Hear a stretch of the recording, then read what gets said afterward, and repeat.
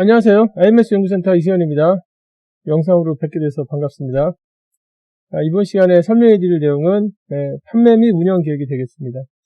판매 운영 계획은 SNOP 또는 SOP라고 기업에서 많이 부르는 계획이고, 세부 사업 계획의 특성을 갖고 있고, 이 계획은 경영진들이 모여서 월별로 판매 계획하고, 그 다음에 재고 수준을 설정하거나 그 재고 수준에 맞게 생산수를 정하는 아주 중요한 계획이 되겠습니다.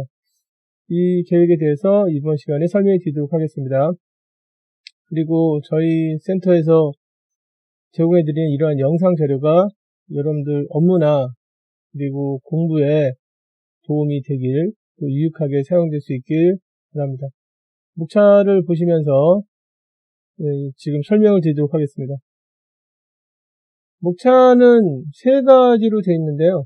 첫 번째 목차는 SNOP의 특징이 되어 있습니다. 계획에 대한 간단한 설명, 그리고 이 계획이 그 이후에 어떤 계획들, 세부 계획들에 영향을 주는지를 이제 좀 말씀을 드리고, 그리고 계획을 수립을 하려면 이제 기본적으로 설정해야 될 것들이 있거든요. 그래서 계획 단위를 어떻게 할 것이냐, 그래서 제품군에 대해서 한다라든가, 그 다음에 계획은 월별로 짤 거냐, 주별로 짤 거냐, 그리고 이제 계획 기간을 얼마로 할 것이냐, 이런 것들을 설정을 해야 되는데, 이에 대해서 설명을 좀 드리겠습니다. 그리고 설정을 할 때 그냥 설정하는 게 아니라 다 이유가 있습니다. 그래서 그 이유를 가지고 설정을 할 때 이렇게 한다, 설명을 드리고, 두 번째는 절차죠, 절차. 그래서 절차는 이제 아무래도 이 계획을 짜는 계획에 대한 최종 책임자가 그 기업의 최고 의사결정자이기 때문에 각 부서의 부서장들이 다 모여서 그 계획에 대해서 논의를 하는데, 실제로 최고 의사결정자가 계획을 직접 손을 짜는 건 아니고 미리 짠 거에 대해서 발표를 듣고 그거에 대해서 의견을 제시해서 승인하는 걸로 절차가 되어 있습니다. 그래서 SNOP 절차에 대해서 설명을 드리고, 그 다음에 이 계획이 갖는 특징, 계획의 특징에 대해서 보도록 하겠습니다. 계획이 이제 어떠한 중요성이 있는지, 그래서 지금 SNOP 주제는 세 가지로 되어 있어요. 첫 번째하고 그 세 번째 약간 비슷하긴 한데, 근데 이제 세 번째는 이제 정리하는 개념으로 이해하시면 되겠습니다.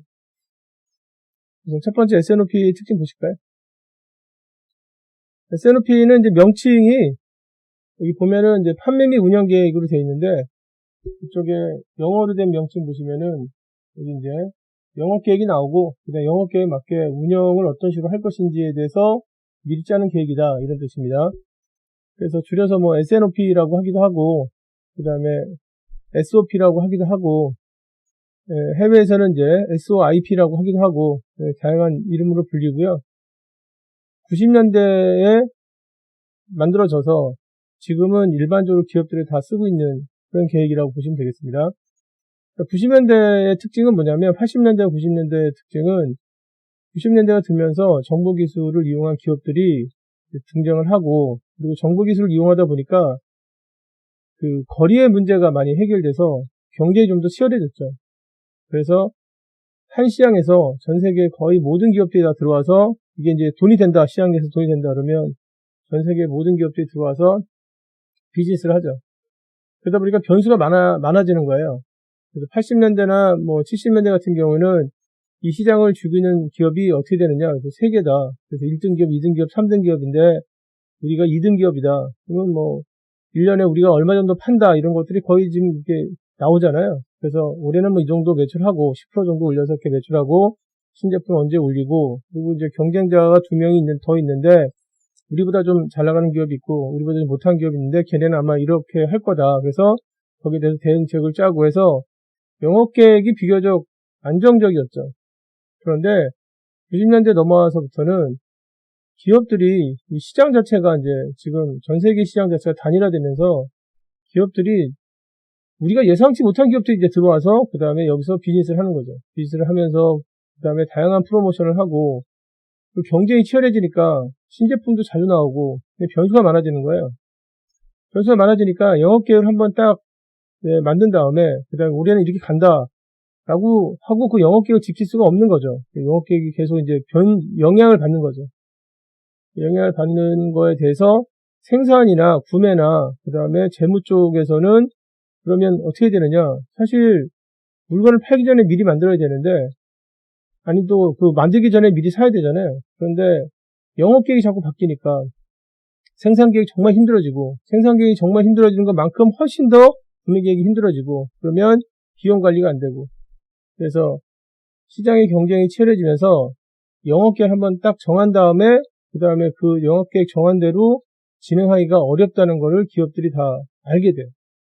그래서 영업 계획을 계속 업데이트를 해야 되는데 월마다 약간 변수에 맞춰서 조정을 해주고 그 다음에 새롭게 어떤 기회가 있으면 이제 그거를 물건을 팔아야 되는데 이때 영업하기 전에 먼저 선행으로 생산하고 그 생산하기 전에 미리 구매를 해야 되니까 이것들을 같이 이제 움직일 수 있는 방법 이런 걸 생각을 하죠. 그래서 영업 계획하고 그 다음에 영업 계획에 영향을 받는 운영 계획을 같이 짜자라고 해서 나온 방식이 S&OP가 되겠습니다.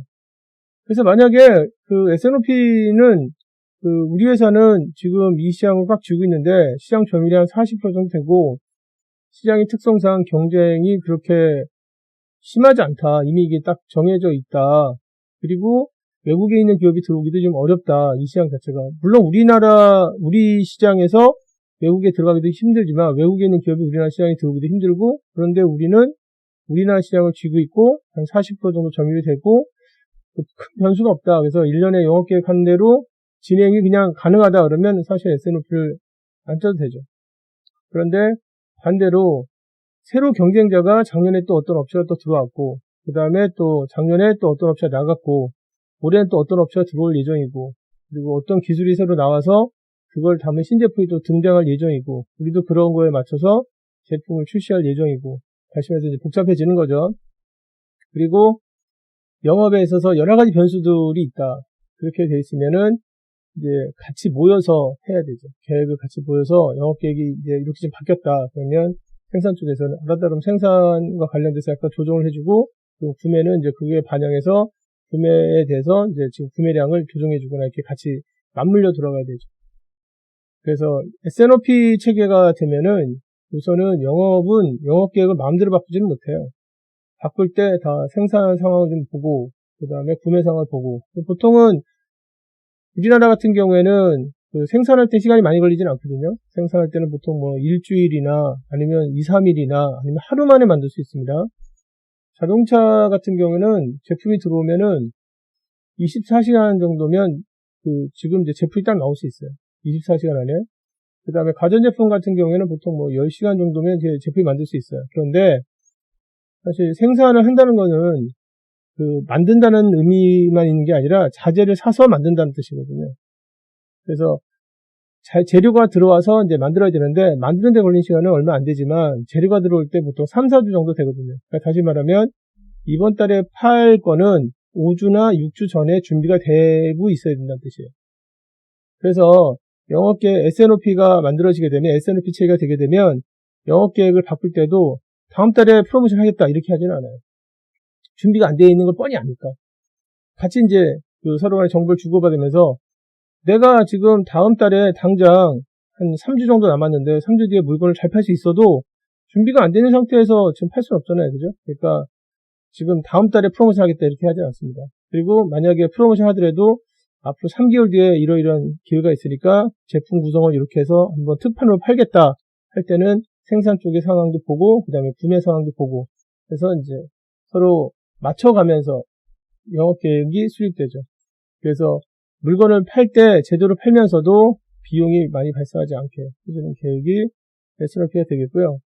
그리고 이제 이런 거에 대한 최종 의사결정은 누가 하느냐? 당연히 사장님이 해야겠죠.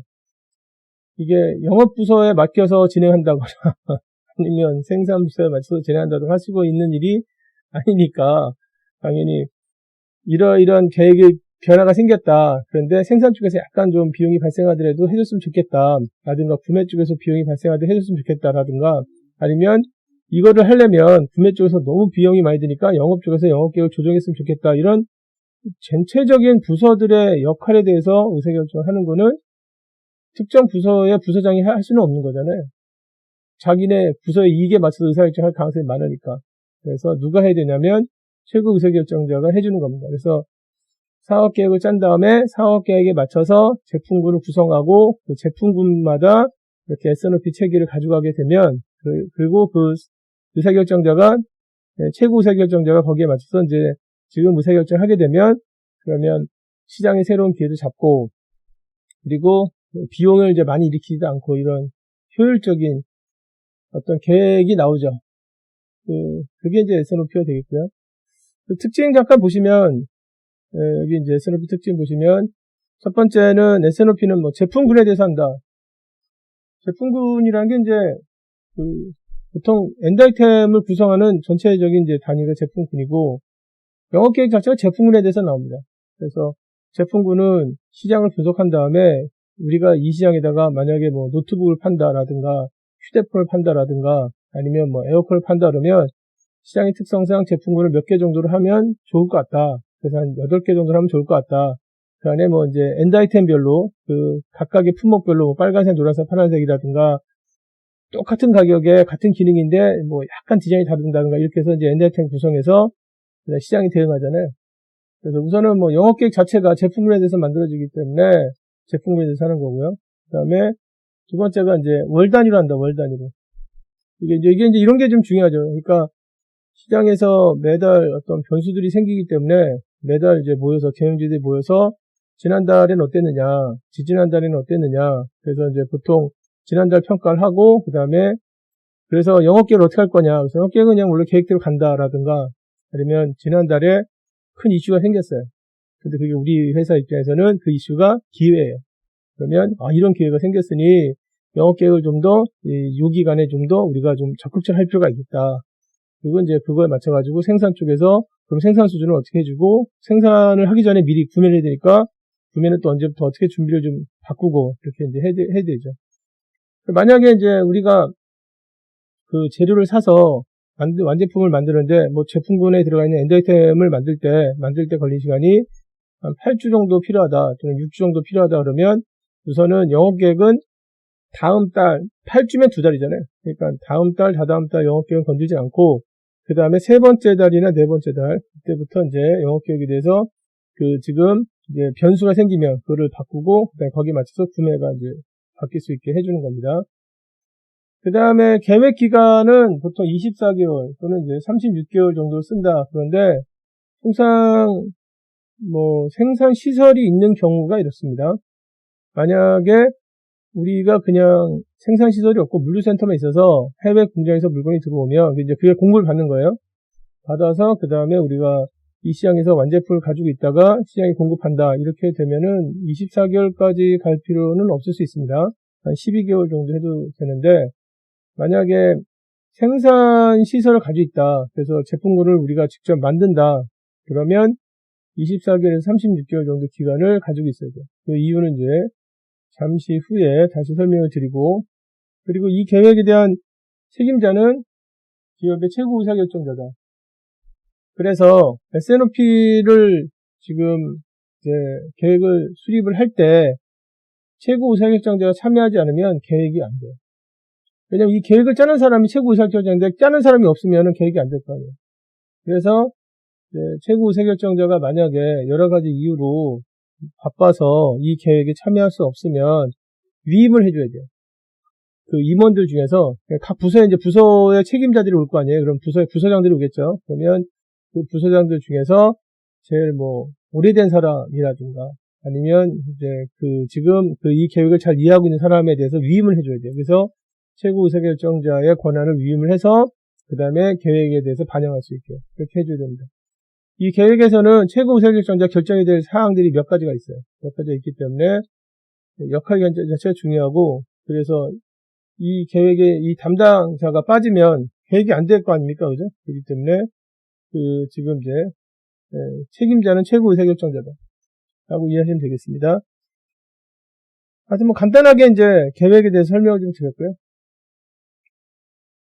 다음 페이지 보시면은 이제 우선은 이 계획이 어느 레벨에 있는지 잠깐 보실 필요가 있는데 그 테이블에서 보시는 건 생산 계획 및 통제 체계고요.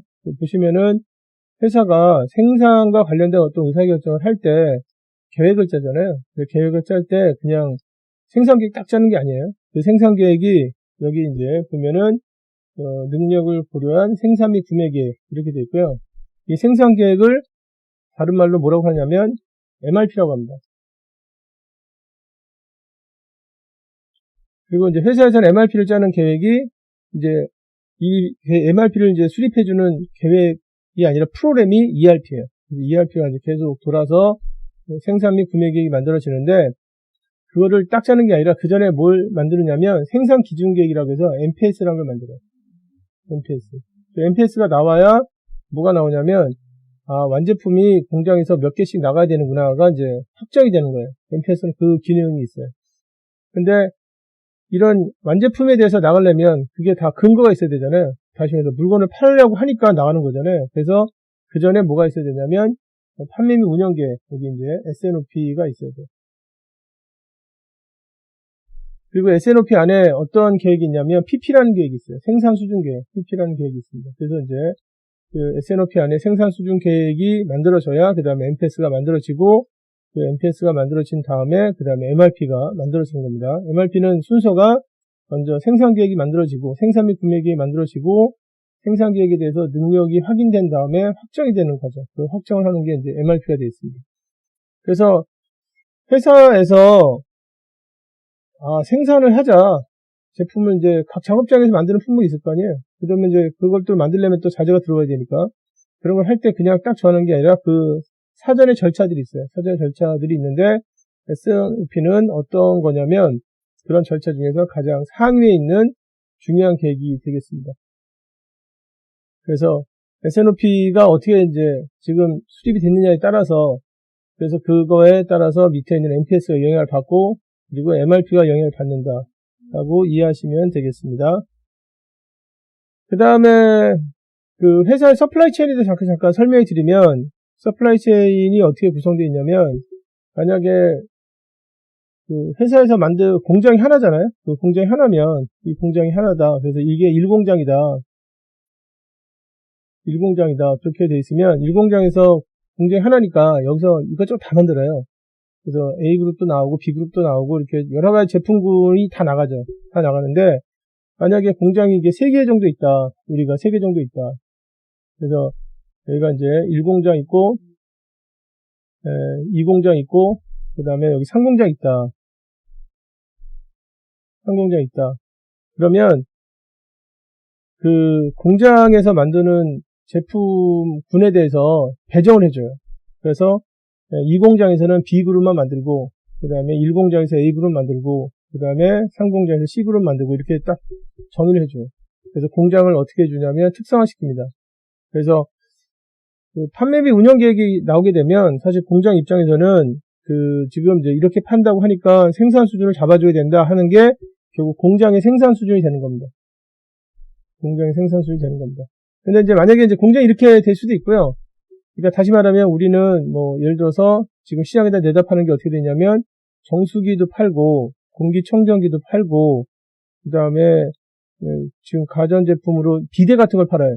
그런 쪽에 지금 회사예요. 그런데 공장이 3개 있으려면 1공장에서 정수기 만들고 그 다음에 2공장에서 뭐 청정기, 공기청정기 같은 거 만들고 그리고 3공장에서 뭐 그 다음에 비데 같은 거 만들고 이렇게 하지 이 3개 공장에서 다 이런 걸 같이 섞어서 만들지 않는다 이거죠. 그래서 영업계획이 나오면 그 영업계획 자체가 딱 그 지금 이 영업계획은 어느 공장에서 받아야 된다 딱 정해진다고. 그래서 영업계획이 뭐가 나왔냐 그래서 제품 그룹으로 나오니까 A그룹에 대해서 나왔다 그러면 그러면 그 A그룹에 대해서 1공장이 지금 이제 그 영업계획을 보고 생산해주면 되겠네 그렇게 되는 거죠. 그래서 영업계획 안에 어떤 계획이 있냐면 이 생산수준 계획이 있는데 이 생산수준 계획이 영업계획 안에 있는 이 지금 이제 보시면은 여기 이제 생산수준 계획 있잖아요. 생산수준 계획이 있는데 생산수준 계획이 나오면 그 생산수준 계획은 이 특정 공장의 월별 생산수준을 결정하는 계획이 되는 거예요. 다시 한번 말씀드리면 그 지금 이제 공장이 여러 군데 있으면 특성화시켜서 1공장에서는 A그룹, 2공장에서는 B그룹, 3공장에서는 C그룹 되어 있기 때문에 특정 제품군에 대한 영업계획이 나오면 그 영업계획에 대한 책임을 어느 지금 공장에 졌는지가 딱 명확해진단 말이에요. 그래서 그 공장에 대해서 이제 월별 생산 수준을 얼마 정도를 해주면 이 영업계획을 만족할 수 있겠다라고 나오는 거죠. 그렇게 이해하시면 좀 될 것 같습니다. 그래서 S&OP는 지금 현재 지금 계획 단위가 지금 어느 단위냐면 여기 중장기 계획 중에서도 가장 상위 계획이 있고, 그리고 이 계획에 대한 책임자는 회사의 최고 의사결정자고, 최고 의사결정자가 당연히 와서 각 제품군별로 영업 계획이 어떻게 됐느냐, 그 다음에 재고 수준을 어떻게 갈 거냐, 그 다음에 생산 수준을 어떻게 해서 각 공장별로 어떻게 만들 거냐, 이런 것들을 얘기를 듣고 승인을 하는 거기 때문에 이와 관계된 각 부서의 모든 부서장들이 모여서 지금 이제 계획을 짜는 경영회의가 되겠습니다. 경영회의. 그러니까 중요하지 않을 수가 없죠. 굉장히 중요하겠죠. 이 계획이 잘 이루어지는 게 굉장히 중요하겠죠. 만약에 이렇게 되면 이제 S&OP가 작동을 잘 안 하는 거예요. 영업계획에서 지난달 잘 못 팔았다. 못 판 이유가 뭐냐? 그러면 여러 가지 이슈가 있었는데 그게 우리 회사 쪽에는 별로 안 좋은 이슈였다. 그래서 못 팔았다. 그래서 이번 달에 과감하게 한 세 번째 주부터 네 번째 주 사이에 프로모션을 하겠다. 이렇게 하면은 S&OP는 깨지는 거예요. 아빠도 설명해 드린 것처럼 물건을 팔려면 그 전에 만들어야 되고, 만들려면 재료를 사와야 된단 말이에요. 그때 걸리는 리드타임이라는 게 있어요. 리드타임. 그러니까 준비할 수 있는 시간이라는 게 있다는 거죠. 근데 대개 우리나라 회사들의 상황은 어떤 상황이냐면, 좋은 기계를 쓰고 좋은 재료를 쓰려고 해요. 그래서 가성비가 높은 제품을 만들어내려고 합니다. 그래야 세계 시장에서 물건을 팔 수 있으니까. 그래서 가격이 좀 싸고, 품질이 굉장히 좋고, 그 다음에 첨단의 기능을 가지고 있는 이런 제품들을 시장에 내려고 합니다. 그런 제품을 냈기 때문에 지금까지 잘 팔고 있었던 거죠. 그러다 보면 주로 핵심적인 부품들은 해외에서 들어오는 부품들이 많아요. 그래서 보통 5대5나 6대4 정도로 해외에서 들어오는, 그러니까 외자 구매하는 품목들이 한 60% 정도 된단 말이에요. 그러다 보면 이제 외국이라는 곳이 거리가 떨어져 있잖아요. 그래서 자재에서 할 때 얼마 정도 걸리냐? 그러면 한 4주 정도는 시간이 있어야 된다. 또는 8주 정도 시간이 있어야 된다. 만들 때 얼마 걸리냐? 만들 때야 뭐 이제 대량 생산 체계면 일주일이면 다 만들죠. 이게. 근데 공급이 제대로 돼야 물건을 파는데, 물건을 팔 때 걸린 시간은 그럼 얼마를 봐야 되느냐? 그럼 만들 때 걸린 시간을 보는 게 아니라 사서 만들 때 걸린 시간. 그러니까 구주가 필요하다며, 구주가. 그러니까 만약에 영업에서 프로모션 같은 걸 하고 싶다. 그래서 지금 영업 계획을 좀 바꾸고 싶다. 그러면 언제 알려줘야 되냐면 당연히 9주 전에 알려줘야 돼요. 이게.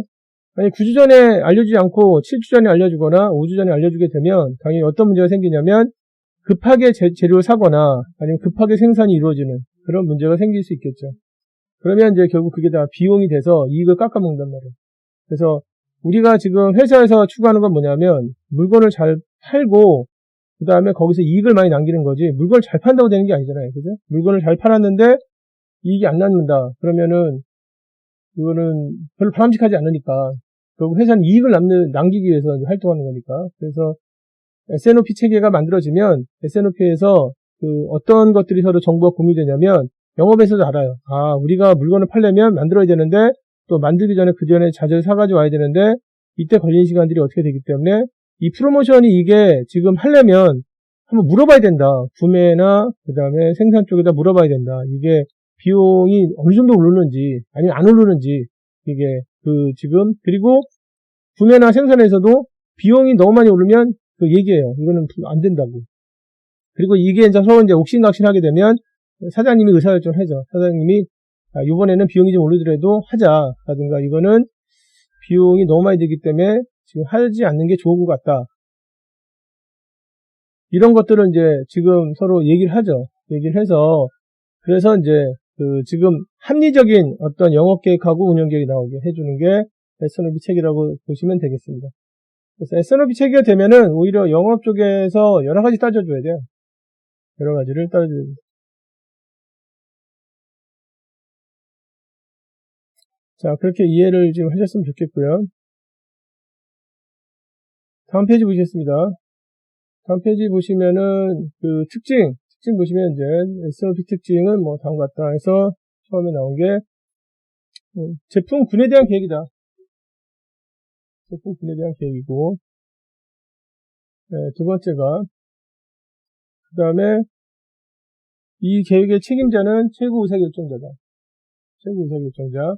최고 의사결정자인데 그럼 그냥 이 사람이 이 계획을 듣고 나서 이 계획이 이제 괜찮습니다. 승인하겠습니다 하는 게 아니라 이 최고 의사결정자가 하는 일들이 있어요. 하는 일들이 있는데 대개는 그 해당하는 제품군에 대해서 재고 수준이나 그 다음에 그 지금 이제 고객 미납 주문 처리 수준, 그러니까 미납 주문 처리 수준 같은 걸 정해주는 게 이제 최고 의사결정자의 역할이 되겠습니다.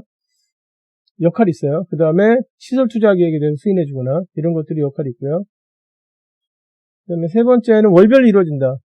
매달 이슈들에 대해서 파악을 하죠. 그래서 뭐 금리의 변화가 있다거나 원자재의 변화가 있다거나 또는 뭐 국가 간의 무역 분쟁 같은 게 있다거나 특정한 산업의 어떤 변화가 있거나 이런 것들에 대해서 이제 얘기를 하죠. 그리고 기간은 이제 24개월부터 36개월인데 이거 잠깐 설명해 드리면 우선은 이제 영업계획이 제품군별로 만들어지잖아요. 여기 만들어질 때 제품별로 만들어지면 그리고 이제 공장이 어떻게 되냐면 여기 1공장이 이렇게 있다면 공장이 우리가 3개 있습니다. 근데 그 중에 이제 공장 1공장이 여기 있다. 근데 1공장 있다 그러면 1공장에서는 딱 이제 정해진다니까요. 그래서 A그룹만 만든다. 1공장에서는 이제 A그룹을 생산한다. 이렇게 딱 정해진단 말이에요. 그러니까 결국은 영업계획이 만들어지면 A그룹에 대한 영업계획이 만들어지잖아요. 이 A그룹에 대해서 영업계획이 만들어지게 되면 좀 자연스럽게 이 영업계획은 1공장이 책임을 져야겠네. 딱 나오는 거죠. 그래서 여기에서 이제 두 가지 정보가 나오죠. 이게 지금 이제 세일 플랜이 나오고 그 다음에 경영진에서 뭘 정해주냐면 1공장에서 만드는 뭐 A그룹이 만약에 대량 생산 품목이다 그러면 재고를 주는데 재고를 앞으로 어느 정도 줘라. 그래서 이제 여기 인벤토리에 대해서 이제 수준을 딱 얘기한단 말이에요. 재고를 좀 줄여라, 늘려라 이렇게 정한단 말이에요. 그러면 거기에 맞춰서 영업계획하고 이 재고 수준에 맞춰서 이 공장에서는 매달 몇 개씩 만들어야 된다. 이를 정한다고. 그래서 매달 이제 몇 개씩 나가겠다. 이 계획이 무슨 계획이냐면 이게 생산 수준 계획이에요. 그래서 이거를 영어로 프로덕션 플랜 이렇게 부릅니다.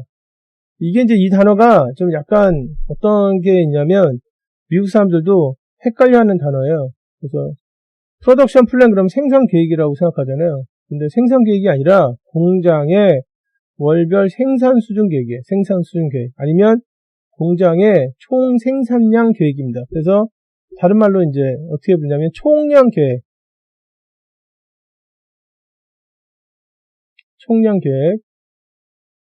총량 계획 이렇게 부르기도 해요. 근데 하여튼 좀 단어가 좀 안 맞긴 해요. 원래 우리가 생산 계획 그러면 작업장에서 지금 만드는 품목이 있고 그 만드는 품목에 대해서 다음 주에 뭐 만들고 다다음 주에 뭐 만들고 뭐 오늘은 뭐 만들고 이런 게 생산 계획이잖아요. 근데 그런 계획이 아니에요. 이 프로덕션 플랜이라는 뜻은 어떤 거냐면 말은 생산 계획처럼 보이는데 그게 아니라 특정한 공장에서 만드는 제품군의 월별 생산 수준이에요. 월별 생산 수준. 그래서 이제 생산 수준 계획이 이제 만들어진단 말이에요. 어떻게 만들어지냐면 영업 계획하고 재고 수준을 만족하기 위해서 생산 수준 계획이 만들어지는데 이 생산 수준이 결국은 공장 입장에서는 뭐가 되는 거냐면 작업량이 되는 거예요. 작업량. 그래서 생산 수준 계획이 나오잖아요. 여기 생산 수준 계획이 나오면 공장에서는 이제 뭘 알게 되냐면 우리는 다음 달에 어느 정도 일을 하고 다다음 달에 어느 정도 일을 하고 이렇게 나온다 이거죠. 근데 이 계획이 왜 지금 얼마큼 나와야 되냐면 이 계획이 24개월 또는 36개월 정도 나와야 되느냐. 생산 수준이 나오면 그 공장에서는 그 생산 수준대로 물건을 만들어줘야 됩니다. 그래야 여기 지금 영업계획에서 물건을 팔 수 있는 거고 그 다음 재고의 목표를 달성할 수 있는 거거든요. 생산을 못하면 이 지금 이제 영업계획이 깨지는 거 아니에요. 그죠? 근데 생산을 하려면 공장에서 그만큼 일을 해줘야 되는데 공장에는 뭐가 있냐면 여기 이제 공장의 구성 자체가 여기 자재창고가 있고 그 다음에 작업장이 있고 그리고 여기 완제품 창고가 있단 말이에요. 그래서 이제 지금 내 작업장이 워크센터 100번 그 다음에 여기가 이제 워크센터 200번 이렇게 이제 작업장도 있겠죠. 그죠? 근데 공장을 운영하다 보면은 어떤 자원들이 생기냐면 이제 공장을 한 10년 정도에서 15년도 운영했다 그러면 그 공장의 자원들 중에서 좀 능력이 부족한 자원들이 있어요.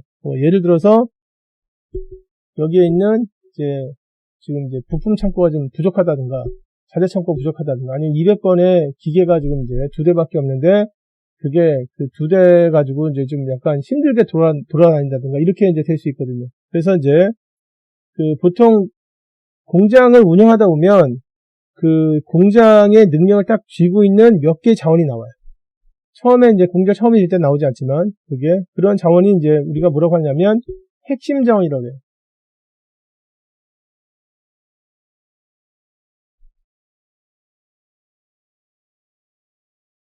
보통 이 핵심 자원들이 한 개나 두 개씩은 있어요. 크리티컬 리소스라고 해서 핵심 자원이라고 합니다. 근데 이 핵심 자원들이 이제 문제가 되면 이거를 이제 늘려야 된단 말이에요. 늘려야 되는데 자재창고를 늘릴 때 얼마 정도 걸리냐면 한 12개월 걸려요. 12개월.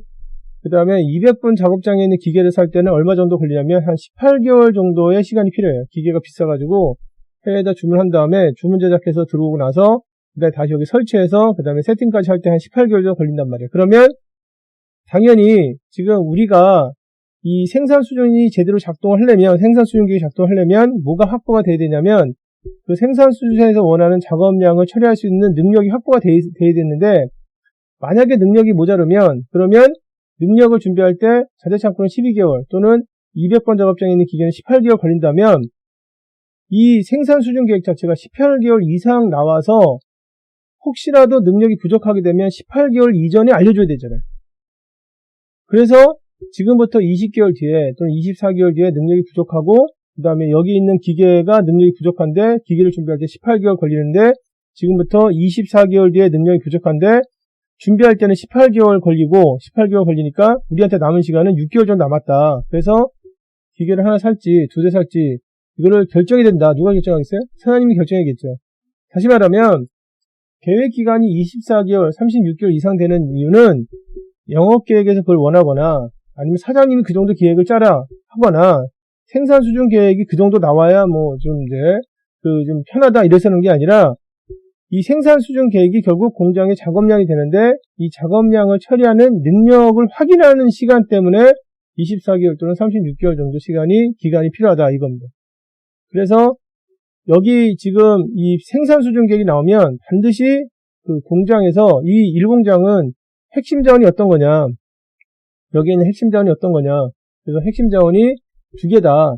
그리고 이제 하나의 자원은 200번 작업장의 기계고 또 하나의 자원은 자재창고인데 자재창고는 만약에 부족하게 되면 12개월 전에는 준비가 있어야 되고 그 다음에 200번 작업장 같은 경우는 기계가 만약에 부족하게 되면은 능력이 부족하게 되면 그래서 기계를 하나 사든 뭐 임대를 하든 기계를 늘려야 될 상황이라면 그러면 18개월 전에 그게 결정이 이루어져야 된다. 그럼 당연히 영업계획이든 생산수준 계획이든 간에 그 18개월보단 길게 이 핵심 자원을 확보할 때 걸리는 시간보다는 길게 나와야 됩니다. 그렇게 나와야 이제 여유 있게 요 시점이 되면은 뭐 기계를 하나 더 사야 되니까 우리가 이제 이거에 대해서 좀 고민을 좀 하다가 하고 하나 살지 두 대 살지 그리고 이제 사더라도 어느 시점에 들어오게 할지 이런 걸 좀 고민하자. 이렇게 또 자재창고를 늘리더라도 그냥 갑자기 늘리는 게 아니라 요 시점이 되면은 자재창고가 좀 부족하기 때문에 우리가 창고가 좀 오래돼서 그래서 이제 자재창고를 확장을 해야 되는데 확장하는 방식에 대해서 우리가 이제 남아있는 시간이 몇 개월 정도 남았으니까 어떻게 확장할 건지 고민하자. 이런 것들을 할 수 있죠. 굉장히 중요한 계획입니다. 이 S&OP라는 계획 자체가 굉장히 중요한 계획이에요. 그래서 월별로 이루어진다는 이제 월별로 중요한 이슈들에 대해서 서로 얘기를 하고 그 다음에 매달 경영진이 모여서 얘기한다는 겁니다. 그래서 뭐 보통 모일 때 지금 월 두 번째 주에 뭐 목요일날 모인다라든가 아니면 수요일날 모인다 이렇게 해서 이제 근데 목요일날 많이 모이죠. 목요일날 모여야 수요일날 예비회의를 하고 그 다음에 예비하기 전에 이제 월요일날 화요일날 잘 데이터를 취합하고 그 다음 목요일날 다 회의가 끝나고 나면 그 다음에 관계 부서한테 정리를 해가지고 지금 다음 달에 어떻게 하겠다 다음 달에 어떤 이슈는 어떻게 하기로 하고 다음 달에 어떻게 하겠다 이런 내용들이 그게 지금 다 관련된 부서에 쫙 뿌려지고 금요일날 이렇게 해서 할 수 있으니까 그래서 이제 두 번째 주 목요일날 모여서 회의를 하고 본회의를 하고 하기 전에 예비회의를 해서 그 다음에 이제 그거를 발표하고 본회의에서 발표하고 이런 식으로 돼 있거든요. 그리고 기간은 이제 보통 24개월 또는 뭐 36개월인데 아까도 잠깐 설명해 드린 것처럼 근데 우리 회사는 12개월이다. 근데 그렇게 될 수도 있어요. 이런 공장을 가지고 있는 게 아니라 그러면 공장이 있으면 이제 공장에서 물건을 만들어야 되고 그다음에 핵심 자원이 나오는데 우리는 공장이 아니라 사실은 이제 해외에서 만든 거를 가져다가 물건을 시장에 유통시키기만 한다. 그러면 핵심 자원을 확보할 때 걸리는 시간이 좀 짧기 때문에 이게 기간이 뭐 12개월 이렇게 나올 수는 있습니다. 근데 보통 한 24개월 이상의 계획이라고 생각하시면 돼요. 결과물 보겠습니다. 결과물 보시면은 이제 처음에 영업계획이 나오고요. 영업계획이 나오고. 영업계획은 아까도 설명드린 것처럼 뭐 빨간색에 대한 물건을 이제 엔드 아이템별로 영업계획이 나오지 않거든요. 그래서 빨간색에 대한 아이템에 대한 영업계획이 나오고 뭐 파란색 나오고 이런 게 아니라 제품 분별로 나옵니다. 그래서 회사의 제품군이 7개다 그러면 7개에 대한 영업계획이 나오거든요. 그래서 이 제품군에 맞춰서 이제 나머지 다 이렇게 운영계획이나 이런 게 세팅되는데 영업계획이 나오고, 그 다음에 두 번째가 영업계획이 나오면 거기에 맞춰서 재고 수준, 그 다음에 지금 이제 미처리 고객 주문 수준 이게 나오는데, 잠깐 이제 지금 이건 지우고, 이쪽은 자원계획 때문에 이제 설명드리고 약간 지우고, 지금 재고 수준은 뭐 지금 이제 아시다시피 뭐 우리가 얘기할 때 뭐라고 얘기했었냐면 인벤토리 레벨이라고 얘기했었죠. 이렇게 얘기할 수 있고요. 그 다음에 이제 미처리 고객 주문은 우리가 뭐라고 얘기했냐면 이게 백록이라고 합니다. 백록 수준. 그래서 지금 백록 수준인데 백록에 대해서 잠깐 설명해 드리겠습니다. 백록이 어떤 건지 잠깐 설명해 드리겠습니다. 우선 백록에 대해서 이제 계획이 나오는 거는 이게 M2예요. 제조 전략에 대해서 내용 보시면은 M2가 어떤 전략인지 아실 수 있는데요. M2는 어떻게 되냐면요. 이제 공장 있잖아요. 네, 공장 있는데 얘가 이제 뭐 예를 들어서 이 공장이에요. 그런데 이 공장이 어떤 식으로 이제 지금 운영되냐면 주문을 받아 생산한단 말이에요. 그래서 이게 이제 M2O 방식으로 이제 운영된다 이거란 말이에요. 그러면 먼저 주문이 들어와야 돼요. 주문이 들어와야 됩니다. 그래서 어떤 걸 물건을 만들어 달라. 주문을 들어와야 되고, 이 주문을 이제 받아오는 게 영업 쪽에서 이제 하는 일이죠. 주문을 따는 거지. 이게 주문이 들어온단 말이에요. 주문이 들어온 다음에 주문이 들어와서 그 다음에 그 주문 중에서 그 다음에 이제 일부가 생산이 되잖아요. 이렇게 생산이 쭉 되잖아요. 그래서 두 번째가 이제 생산이 이루어지면 주문이 먼저 들어오고, 그 다음에 두 번째가 그거에 대해서 생산이 이루어지면 그 생산된 것만큼이 이제 실제로 물건이 판 거예요. 그래가지고 이제 이게 생산된 게 결국은 이번 달에 우리가 물건 판 거다 된 거란 말이에요. 그러니까 주문 받았다가 돈을 다 받는 게 아니잖아요. 주문을 받았는데 그중에 우리가 몇 개 만들어줬다. 그래서 그 돈을 받았다. 그래서 이제 이게 이제 판매량이 되는 이런 구조거든요. 그래서 회사가 어떻게 돼야 잘 되는 거냐면, 회사는 한 달에 한 10개 정도를 생산할 수 있는데 주문은 10개보다 더 많이 들어오면 이제 회사가 잘 굴러가는 거죠. 그리고 만약에 회사가 10개 정도 만들 수 있는데 주문이 뭐 5개 들어왔다, 6개 들어왔다 그러면 이제 회사 입장에서는 고민을 해야 되죠. 일부 자원을 어떻게 줄일 거냐 이런 고민을 하고 해야 되는데, 여기 이제 예를 들어서 주문이 들어오고 그 다음에 생산이 이루어졌는데 그 주문들 중에서 아직 처리되지 않은 주문 있잖아요. 요 세 번째 처리되지 않은 주문. 이유는 이제 뭐 지금 이번 달에 해달라는 게 아니라 다음 달에 해달란다, 다다음 달에 해달란다 이런 거겠죠. 근데 이제 이 처리되지 않은 주문을 우리가 뭐라고 하냐면 백록이라고 해요. 백록이라고 부릅니다. 그래서 우선은 백록은 정의가 우선 어떤 지금 이제 정의냐면 백록에 대한 정의를 잠깐 써드리면은 밑에 써드리겠습니다. 백록은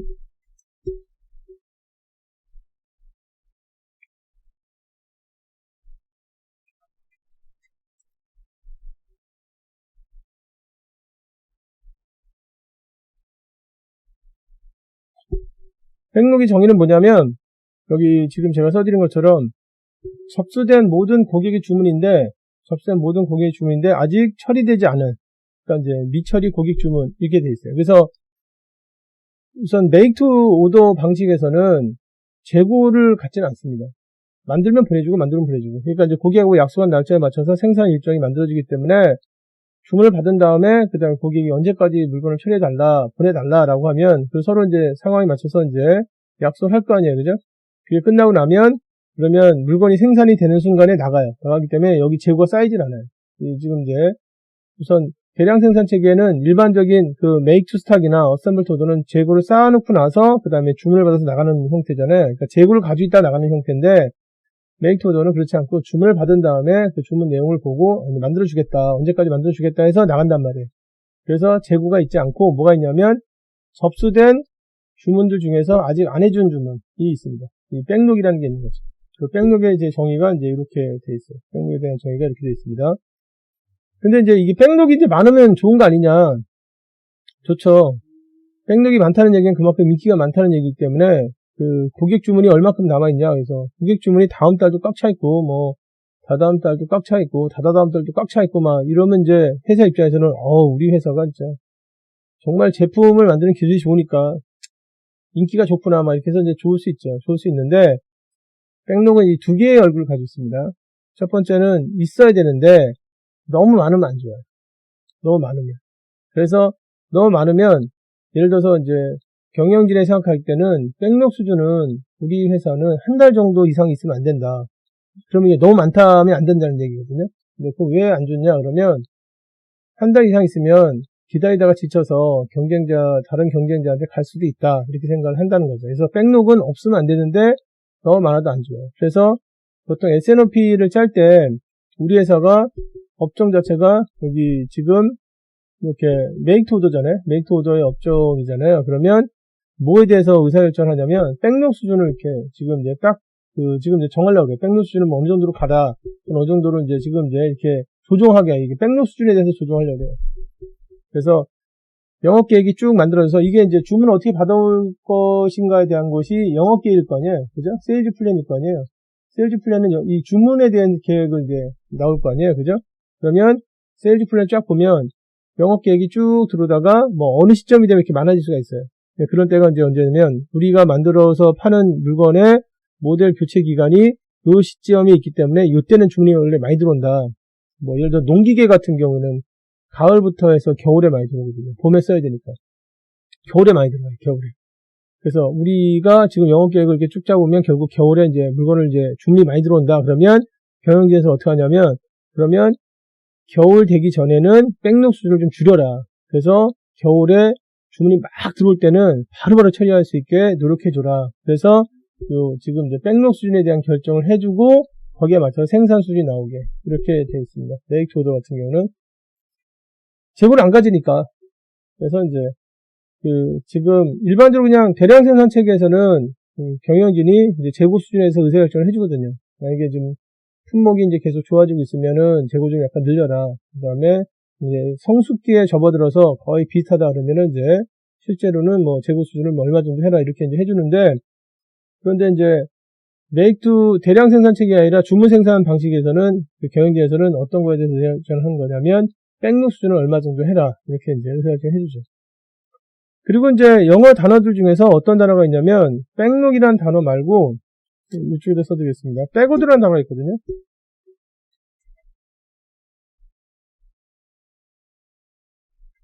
백오더라는 단어가 있습니다. 백록이 아니라 이제 백오더라는 단어가 있는데 이거는 안 좋은 거예요. 백오더는 사실은 이제 현장에서 나타나는 건데 이거는 납기가 지난 주문이에요. 그러니까 처리를 안 했는데 대기하고 그냥 단순히 대기하고 있는 게 아니라 지금 지난달까지 해줬어야 되는데 아니면 어제까지 해줬어야 되는데 지난주까지 해줬어야 되는데 아직까지 안 해서 안 나간 주문이 백오더입니다. 그래서 이제 지금 이거는 백오더는 정의가 뭐냐면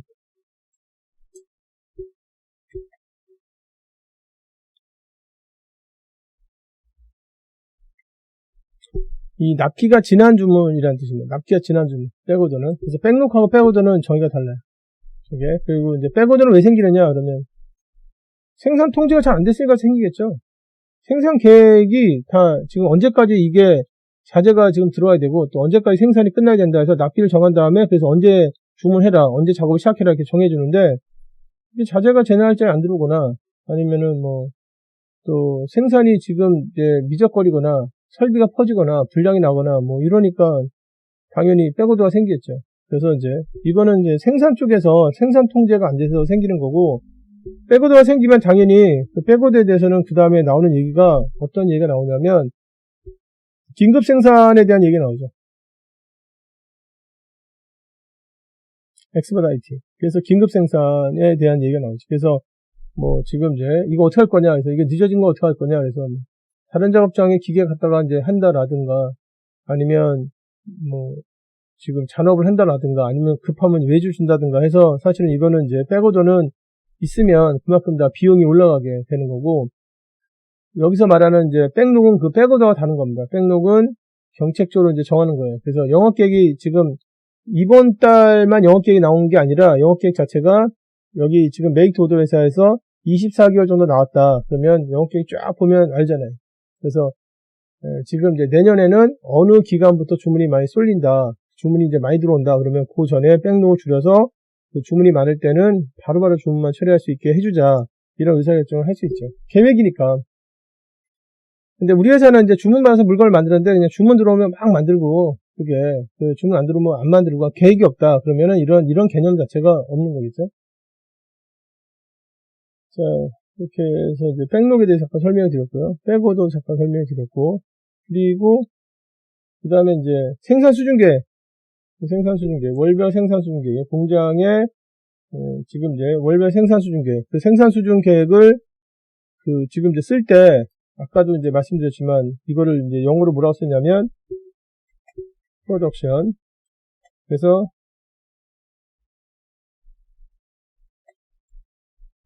이게 생산수준계 이렇게 쓴단 말이에요.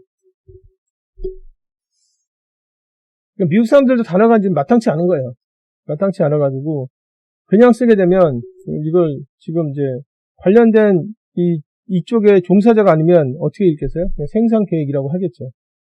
근데 이건 이제 생산수준계획입니다. 제품군에 대한 월별 생산수준계획. 그리고 그 계획이 어디까지 나오냐면 월별로 어디까지 나오냐면 여기 이제 24개월 또는 36개월까지 나온다.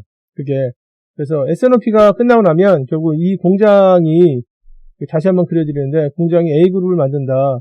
그럼 이 A그룹에 대해서 지금 어떻게 나오냐면 24개월이면요. 2년치가 나오는 거예요. 2년치가.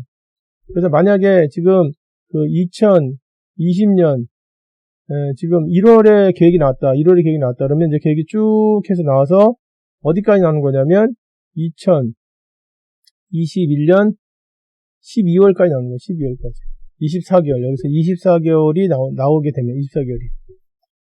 그래서 그 지금 이제 공장에서는 당연히 뭘 알게 되는 거냐면 물론 이제 이 생산 수준이 영업계획이 바뀌면서 약간 변할 수 있습니다. 변할 수 있는데 공장에서는 앞으로 24개월 동안에 얼마큼의 일을 해야 된다. 작업량이 나오는 거고. 근데 만약에 이 계획이 어떻게 됐냐면 지금 다음 달에는 2020년 1월에는 몇 개를 만드냐면 1000개를 만드는데 그 이게 쭉 가서 2년 24개월 정도 지나서도 한 1000개쯤 만든다. 그러면은 당연히 어떻게 생각하겠어요? 그냥 원래 하던 대로 그냥 쭉 만들면 된다 이렇게 생각하겠죠. 보통 이런 업종들이 뭐 자동차가 이런 게 많습니다. 그래서 우리가 자동차 모델을 냈는데 월 몇 대 나가느냐 그래서 월 뭐 4만 대에서 5만 대 나간다 그러면 그냥 그 모델은 끝날 때까지 4만 대에서 5만 대가 그냥 꾸준히 나가요. 그러다 나중에 점점 안 나가고 이런 게 되는데 근데 이럴 수가 있지. 영업계획이 막 좋아져가지고 영업계획도 마찬가지로 2기한 정도 짤 거 아니에요. 그래서 영업계획이 좋아져서 세일즈 플랜이 이제 지금 점점 좋아지잖아요. 그러면 당연히 생산도 많이 해야 될 거 아니에요. 그러니까 나중에 어떻게 될 수 있냐면 지금부터 24개월 뒤에는 얼마까지 가는 거냐면 월 몇 대가 필요하냐 그러면 월 한 2,500대 정도씩 나와야 된다. 이게 또는 지금은 월 10,000대 나가는데 지금 24개월 뒤에는 25,000개 정도 나와야 된다. 그러면 지금 뭐가 늘어난 거냐면 이 공장에 지금 해서 처리되는 작업량이 늘어나는 거잖아요. 그러면 생산수준계획이 나오면 바로 생산수준계획을 확정할 수가 없어요. 이렇게 생산수준계획에 큰 변화가 있잖아요. 그래서 지금보다 24개월 뒤에는 한 2.5배 정도 이상을 생산해줘야 된다. 그러면 여기 지금 공장의 캐파에 대해서 반드시 봐야 된단 말이에요. 기계를 한 대 더 사야 되는지 시설을 지금 더 늘려야 되는지 아니면은 사람을 지금 더 뽑아야 되는지 이런 캐파를 봐야 된단 말이에요. 그게. 그래서 그 캐파를 충분히 이제 지금 준비할 수 있도록 24개월 이상의 정보를 보여주는 거예요. 단순하게 그냥 24개월, 다른 회사가 24개월 정도 하니까 우리도 24개월 정도는 되겠다 이렇게 하는 게 아니라. 뭐 여하간에 그 지금 이제 이런 식으로 그 지금 계획이 서로 연결돼 있다. 영업 계획에 의해서 생산 수준이 나오고 생산 수준이 결국 공장의 작업량이 되기 때문에 작업량의 시설 투자 계획 또는 뭐 인력에 대한 충원 계획이라든가 반대로 이렇게 될 수도 있습니다. 지금 이건 이제 좋은 얘기죠. 영업 계획이 좋아져서 생산을 많이 한다. 이건 좋은 얘기인데 반대로 어떻게 될 수 있냐면 지금은 한 2만 대 정도 나가는데 앞으로 24개월 뒤에는 이 제품군에 대해서 지금 우리가 예상되는 거는 한 10,000개 정도 된다. 10,000개 정도 된다. 이렇게 되잖아요. 그러면 24개월 뒤에는 여간의 영업계획 자체가 아무리 노력을 해더라도 영업계획이 안 좋아져서 그래서 지금 이제 생산 수준이 바로 떨어지잖아요. 그러면 이걸 미리 아니까 그 다음에 시설을 어떻게 이제 다른 쪽의 생산 쪽으로 돌리든가 인력 배치를 다시 하든가 뭐 일부 시설은 가동하지 않는다든가 이런 결정을 해야겠죠. 근데 보통 이제 회사들이 이런 계획을 다 짜기 때문에 여기에 대해서 보통은 2년이나 3년에 다 준비를 하거든요. 계획이 항상 앞서서 이제 미리 보고 이제 준비하는 거니까. 그래가지고 이럴 경우에는 이제 인력 배치를 어떻게 좀 바꾸고 그 다음에 이 시설은 더 이상 이제 사용이 좀 떨어지기 때문에 다른 어떤 용도로 좀 쓰고 이런 의사결정이 나오겠죠. 생산 수준이 나오면 그 다음에 이제 이렇게 그 작업량에 따라서 작업량이 나오기 때문에 네 번째가 이제 뭐냐면 그 시설에 대한 지금 핵심 자원의 투자 계획이 나온다. 근데 이제 투자 계획이 나올 수도 있고요. 여기 아까 처음에 얘기처럼 이제 반대로 그 시설에 대한 지금 자산 회수 계획 이런 것들은 나올 수 있습니다. 그리고 이제 핵심 자원은 앞에도 이제 단어가 나왔는데 다시 한번 써드리면 전체 공장의 능력을 쥐고 있는 우리가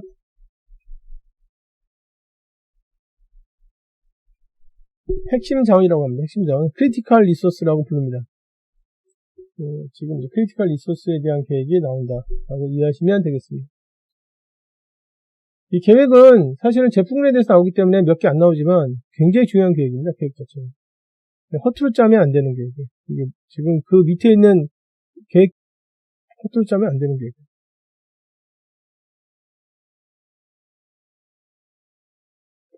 자, 그 다음에 그 제품군에 대해서 특징에서 이제 제품군 보겠습니다. 제품군은 그 두 가지를 가지고 이제 짜는데 첫 번째 중요한 게 이겁니다. 시장의 특성. 시장의 특성을 보고 제품군을 나눕니다. 그래서 이 시장은 뭐 예를 들어 중국 시장인데 중국 시장에서 우리가 들어갈 때 이렇게 시장을 5개로 나눠서 들어가면 아주 효율적이다. 그래서 이제 그 시장의 특성. 그 다음에 제품군 안에 있는 아이템들은 다 똑같은 아이템들이에요. 사실은. 색깔만 다르거나 뭐 그런 거지. 그러니까 약간의 그 색상이나 이런 모양만 약간 다른 거지 제품 가격이나 이런 것도 다 똑같습니다. 그래서 이제 시장의 특성과 그 다음에 제조의 유사성을 가지고 이제 결정한다 이런 거고요. 그리고 보통은 이제 회사의 경쟁력을 담아서 제품군을 구성하는데 제품군을 구성할 때는 보통 6개에서 12개 정도 제품군으로 구성한다. 로 되어 있습니다. 이게 키가 되겠습니다. 키워드가. 제품에 대해서는 그러니까 너무 많이 하진 않고요. 그 다음에 너무 적게 하게 되면 또 겹치는 부분이 있기 때문에 그래서 여러분들이 이런 그 지금 제품군을 구성을 어떤 식으로 하는지를 보실 때는 우리나라 그 기업의 홈페이지보다는 외국 기업의 홈페이지를 가서 보는 게 좋습니다. 특히 미국 기업의 홈페이지 가서 보면은 미국 사람들은 학교 다닐 때부터 이렇게 배우거든요. 제품군을 어떻게 구성을 해야 되고 시장 분석한 다음에 그 제품군을 어떻게 구성을 하고 구성할 때는 몇 개 정도를 해야 된다고 딱 그 어렸을 때부터 배우거든요. 그래서 이제 아예 이제 그게 상식이 되게 되기 때문에 회사에서 일할 때도 제품군을 이제 거기에 맞게 딱 구성을 하죠. 그래서 뭐 여러분들이 애플 홈페이지 가서 보시면 사업단의 아이템이 나오고 그 다음에 그 밑에 제품군들이 이렇게 쭉 나와요. 그거 보시면은 이렇게 이제 구성하는구나. 애플이나 아니면 뭐 휴레패커드나 이런 그 지금 우리가 이제 흔히 이제 많이 알고 있는 외국 기업들 홈페이지 가서 이렇게 보면은 우선 홈페이지 자체가 굉장히 간단하게 되어 있죠. 그래서 이 회사는 어느 쪽에 집중하는 회사구나 이런 거 금방 알 수도 있고 그리고 그 다음에 그 안에 제품을 구성한 거 보면 굉장히 효율적으로 구성을 했다는 걸 금방 알 수 있습니다. 6개에서 12개 정도로 나눈다 이렇게 이해하시면 되겠고 제품군은 그 다음에 이제 계획은 월 단위 계획이다. 월 단위 계획이기 때문에 월마다 정해진 날짜에 매월 정해진 날짜에 경영진들이 모여서 의사결정을 한다. 예전에는 이거를 주 단위로 짰던 회사들도 있었는데요. 주 단위 계획을 짜게 되면은 계획에 대한 전파가 잘 이루어지지 않습니다. 준비 시간이 있어야 되고, 그 다음에 계획을 하고, 그 다음에 그걸 이제 전파하는 시간이 있어서 최소 3일 필요하거든요. 이 계획이 실제로 지금 이제 만들어져서, 그 다음에 이와 영향을 받는 각 부서에게 계획이 전파되는 시간이 3일이 필요하다고, 3일이. 3일이 필요한데, 회사에서 일하는 시간은 5일이잖아요. 그러면 계획만 3일 짜고, 그 다음에 이틀 동안 일해야 되니까, 서로 이제 실행이 안 되죠. 그래서 이제 물론 이제 뭐 회사에 어떤 영향을 주는 어떤 큰 이슈가 있으면 그 지난주에도 만났지만 경영진이 다시 이번 주에도 만날 수 있어요. 만나서 그 다음에 그 수정할 걸 다 수정할 수 있거든요. 갑자기 아주 정말 일주일 사이에 엄청난 이슈가 생기게 되면 일주일 사이에 갑자기 서플라이 체인이 끊기거나 뭐 이런 문제가 생길 수도 있잖아요. 그죠? 어떤 자연재해나 뭐 이런 것 때문에. 근데 그런 게 아니면 대개는 월 단위로 만나죠. 월 단위 만나서 지난주에 이슈가 뭐냐, 지난달에 이슈가 뭐냐, 지난주가 아니라 지난달에 이슈가 뭐냐, 그리고 그게 우리 쪽의 비즈니스에 또 어떤 비즈니스 중에 제품군에 어떤 영향을 미치느냐, 그를 보고 그 다음에 반영하게 돼 있죠. 월 단위로 한다. 그런 얘기고, 그 다음에 보시면 이제 여기 이제 월 단위로 하기 때문에 뭐 특징들이 좀 나왔습니다. 월 단위로 하기 때문에 경영진, 회사의 최고 의사결정자 및 각 부서의 부서장들은 그 매달 이제 그 지금 수요에 영향을 미치는 부분에 대해서 매달 평가를 해서 하고, 그래서 이제 수요 변화에 기민하게 대처할 수 있다. 수요 변화에 이제 기민하게 대처할 수 있다. 그래서 이러이러한 부분에 변화가 생겼기 때문에 우리가 3개월 뒤에는 프로모션 한번 하자라든가 4개월 뒤에는 프로모션 하자, 새로 이렇게 이제 짤 수 있죠. 그러니까 기존에 다 짰는데 그런 이슈가 생기면 그거를 바로 이제 영업계에 반영할 수 있다 이거죠. 그래서 보통은 이런 것들 때문에 우리가 S&OP를 하게 되면 어떤 경쟁력이 좋아진다고 하는 거냐면 이 속도 경쟁력이 좋아진다고 합니다. 속도 경쟁력이 굉장히 좋아진다라고 이제 얘기해 주죠. 그리고 계획 기간에 대해서는 앞에서도 열심히 설명을 좀 드리려고 했는데 뭐 이해가 좀 됐길 바라는데, 계획 기간이 왜 24개월이냐, 24개월 이유는 뭐냐면 핵심 자원을 확보할 때 걸리는 시간, 그러니까 자원 계획을 돌려서 생산 수준 계획이 정말 이게 현실적으로 가능한지 안 하는지를 보려면, 그러면 공장에서 그 정도가 감당이 되겠느냐를 봐야 된단 말이에요. 그걸 이제 우리가 자원 계획이라고 하는데, 그 자원 계획 안에서 그 핵심 자원이 만약에 부족하다 그러면 확보를 해야 된다고.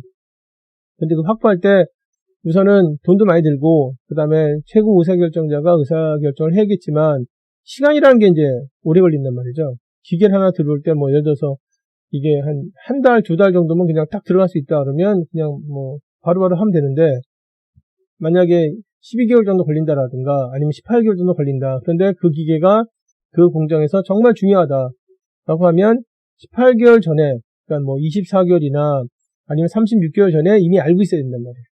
앞으로 몇 개월 뒤에는 그 자원이 들어가야 되고, 그 다음에 우리한테 남은 시간은 뭐 한 6개월 남았다. 6개월 안에 그거를 기계를 하나 살 건지 두 대 살 건지 아니면 임대할 건지 아니면 그 작업장 자체를 다 외주를 줄 건지 이런 의사결정을 해줘야 된단 말이에요. 그래서 핵심 자원에 대한 그 지금 확보를 어떤 식으로 할 것인지에 대한 의사결정을 해야 되기 때문에 보통은 24개월 이상으로 잡는다 라고 이해하시면 되겠습니다.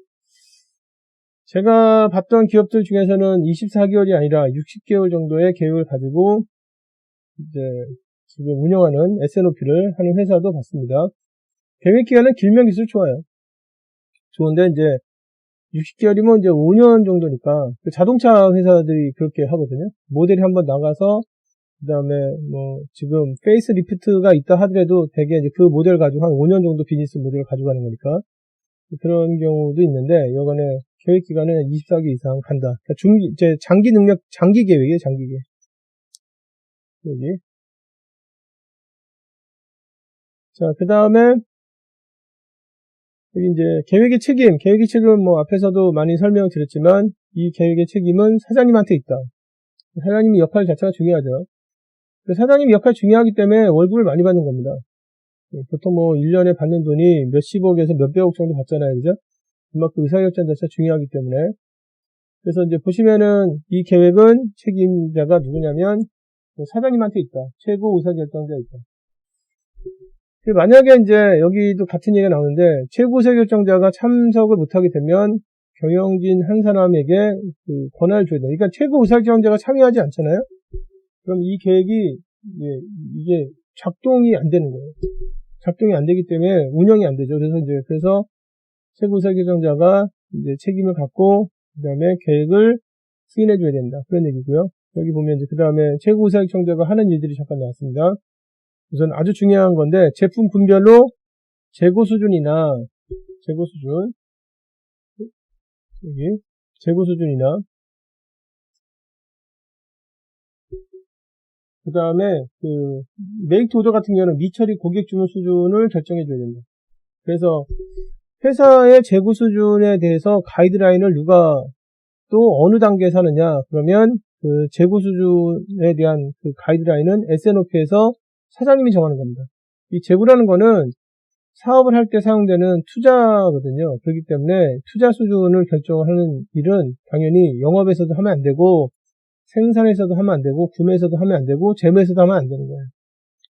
경영진에서 해야 되는 겁니다. 경영진에서. 그래서 이 제품군은 앞으로 시장에서 계속 수요가 많아지니까 재고를 약간 올리자라든가, 이 제품군은 이제 성숙기에 접어들었으니까 재고를 좀 줄이자라든가. 근데 재고를 줄일 때, 재고 관련된 영상을 지금 보신 분들은 아시겠지만, 재고를 줄일 때 6개월 만에 20-30% 줄인다라든가, 아니면 3개월 동안 노력해서 재고를 지금 줄인다. 이건 불가능하거든요.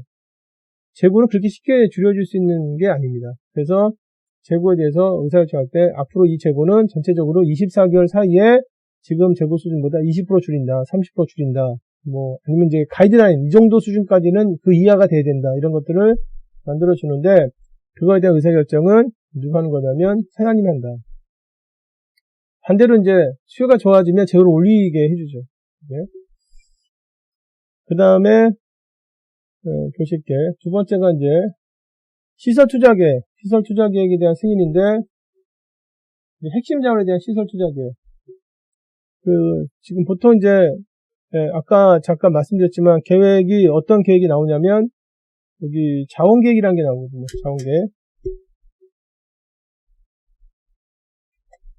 자원계획.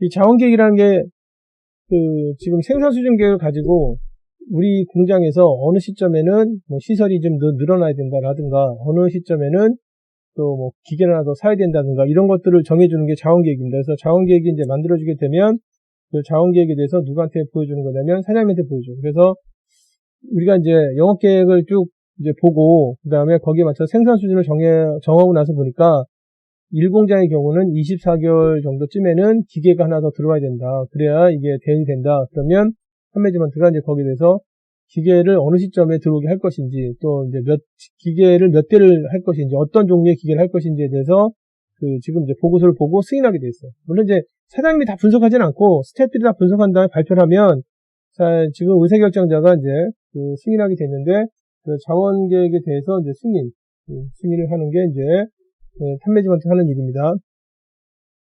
그 다음에 이제 여기 각 부서에 대한 계획에 대한 최종 승인. 이거는 그냥 S&OP 안에서 이루어지는 거죠. 그래서 각 부서들의 계획이 이제 나오면 거기에 대해서 최종 승인 해주는 게 지금 최고 의사결정자의 역할이 되겠다. 그래서 S&OP에서는 지금 판매지먼트가 빠지면 계획이 진행이 안 되는 거예요. 그래서 이 S&OP에서 운영을 할 때 가장 큰 문제가 무엇이냐 그러면 계획의 책임자인 최고 의사결정자가 부재하다. 그게 가장 큰 문제입니다. 그러면 사장님은 시간도 많으니까 당연히 이런 계획엔 당연히 주재를 해서 다 보셔야겠죠, 그죠? 보통은 회사에서 지금 직급이 올라가면 올라갈수록 의사결정 자체가 모호해지고 어려워지는 반면에 그거에 대해서 좀 좋은 의사결정을 할 수 있는 시간이 좀 많이 주어지니까, 그리고 이제 그런 의사결정을 잘하라고 월급을 많이 주는 거 아니겠어요, 그죠? 월급에 대한 도리라는 게 있으니까 당연히 이런 계획엔 참여를 해야겠죠. 월급을 그렇게 많이 받는데 이런 계획에 참여하지 않는다 그러면은 좀 안 되겠죠. 이게 일부 회사들은 판매지먼트가, 그러니까 최고 의사결정자가 이런 계획에 대해서 계획을 잘 모르거나, 그 다음에 지금 이제 이런 거에 대해서 신경을 안 쓰는 의사결정자가 있는데, 그렇게 되면 문제가 생깁니다, 사실.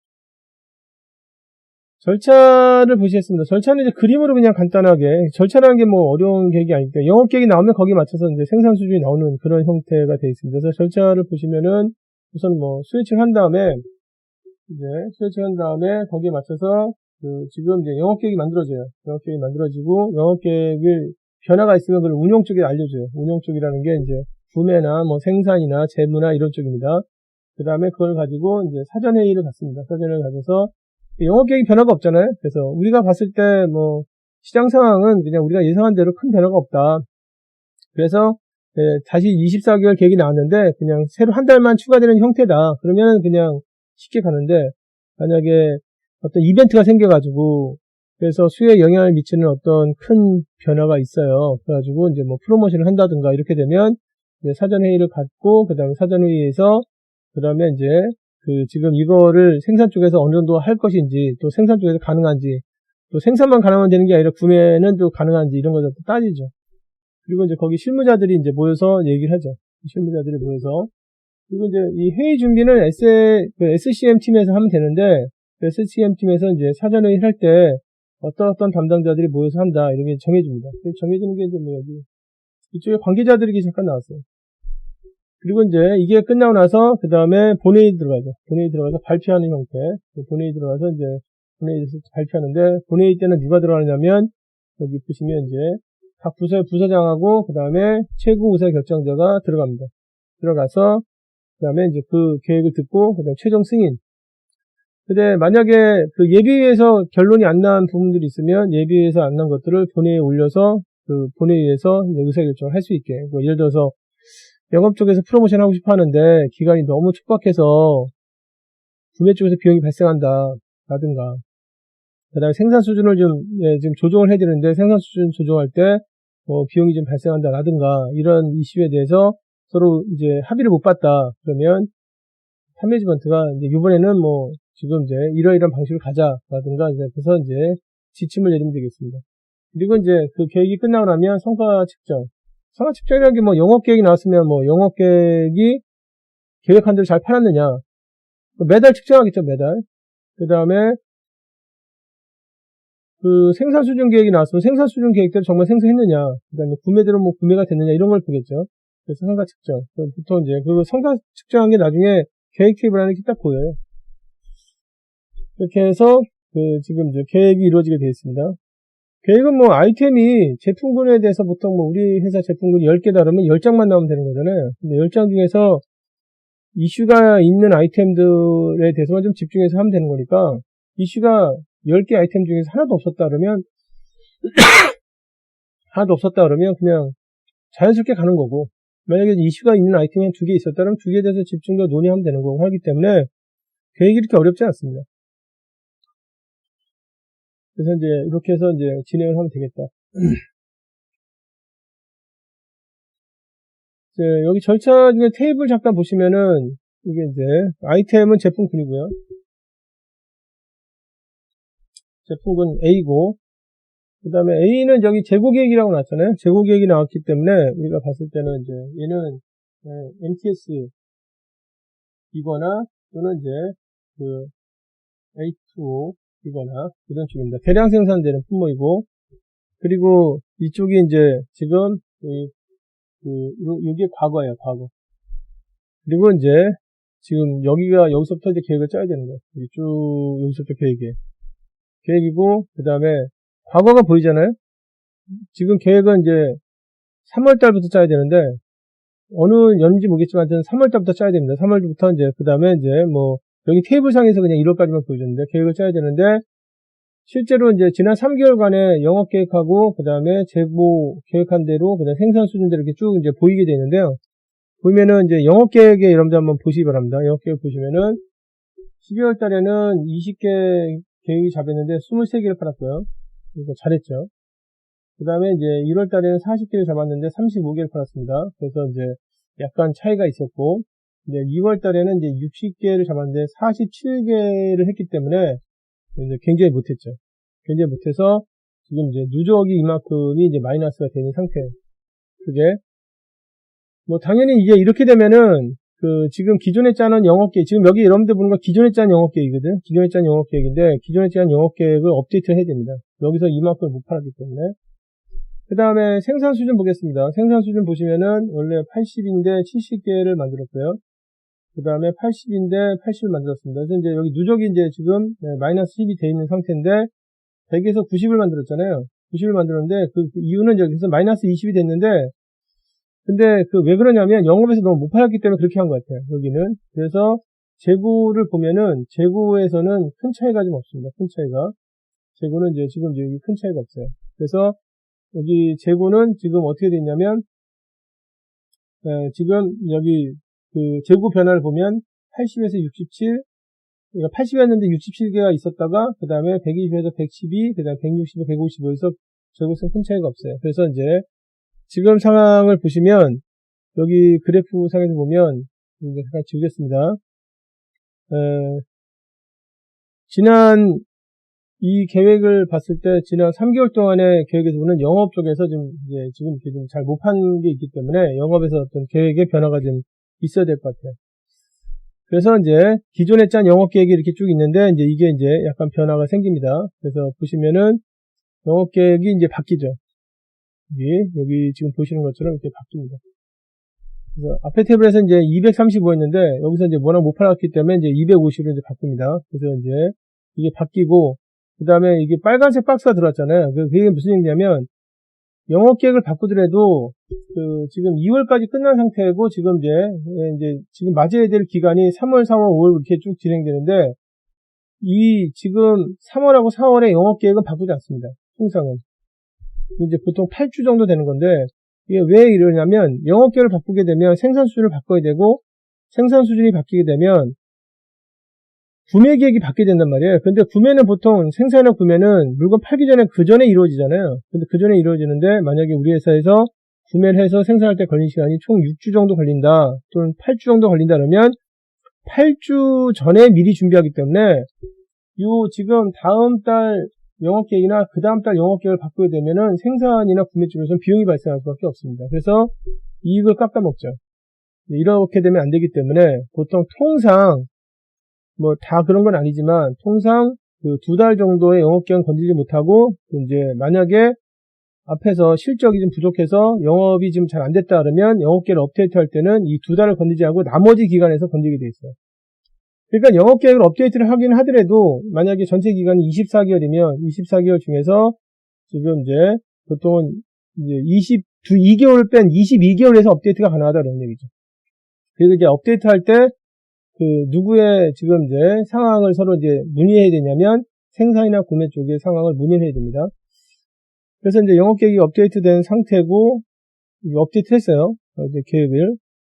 그러고 나서 이제 그 다음에 경영지에서 이제 재고 수준을 정하죠. 뭐 재고 수준을 20개 정도로 해라. 20개 정도 수준을 맞춰라. 그러면 거기에 맞춰가지고 20개나 20개 이하를 얘기하는 겁니다. 그래서 이제 거기에 맞춰서 이제 생산 수준이 나오죠. 생산 수준이 이제 쭉 이렇게 나와서 그래서 이제 생산 수준이 쭉 잡히고 그다음에 거기에 맞춰가지고 지금 이제 재고 수준을 쭉 보면 재고 수준 맨 마지막에는 20은 아니라 15개인데 이거는 이제 생산 수준을 짜다 보면 뭐 어쩔 수 없이 이렇게 나오는 부분인 것 같습니다. 그래서 이제 15개 정도로 간다. 이렇게 이제 정했습니다. 이런 식으로 이제 지금 영업계획이 들어가면 그 다음에 재고 수준이 설정되고 아주 단순해요. 계획 자체가 굉장히 단순합니다. 생산 수준이 나옵니다. 그리고 공장의 생산 수준이 나오면 자연스럽게 인력 계획이 나오고 그 다음에 구매 계획이 나오고 뭐 이렇게 이제 또 비용이 얼마 정도 발생하는지 비용에 대한 재무 계획이 나오고 하겠죠. 이게 이제 S&OP 절차가 되겠습니다. 그러니까 이런 계획이 너무 단순하기 때문에 이걸 안 한다는 것 자체가 좀 이상하죠. 이게 물론 이제 안 하는 게 우리는 뭐 영업계획 한번 짜면 바꿀 일이 없다. 그러면 안 해도 돼요. 근데 이게 자주 바뀐다. 그러면 이제 거기에 맞춰서 이제 같이 조정을 해줘야 되는 거죠. 조정을 좀 해줘야 되는 겁니다. 특징 보겠습니다. 계획의 특징은 이제 다시 한번 정리하면 어떻게 되냐면 우선은 제품군 수준서부터 어떤 게 결정이 되는 거냐면 재고 수준이나 그 다음에 미납 고객 주문 수준을 어떤 식으로 할 것이냐 이런 게 지금 이제 지금 결정되면서 시장 수에 대응할 수 있는 계획이 나온다. 시장 수요에 대해서 이제 계획이 나온다. 이런 거죠. 그 제품군에 대한 계획이고, 특징이.